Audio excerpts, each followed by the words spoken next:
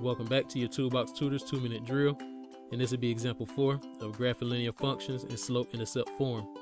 And by the end of this video, you'll be able to graph this linear function.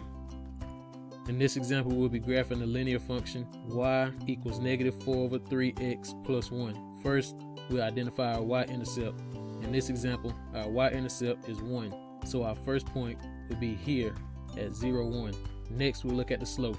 The slope has a negative sign in the front. This means that we'll make either our numerator or denominator negative, but not both. First, we'll make the numerator negative. So we have -4/3, which tells us that we need to go down 4 and 3 right. So from our y-intercept, we'll go down 4 units and 3 to the right. And we can go down 4 units and 3 to the right again. From here, we can't go down 4 units and 3 right again. So we can go back to our y-intercept, and this time we'll flip the signs of the numerator and denominator. So this time your denominator will be negative, so this turns into a -3, and this 4 turns positive.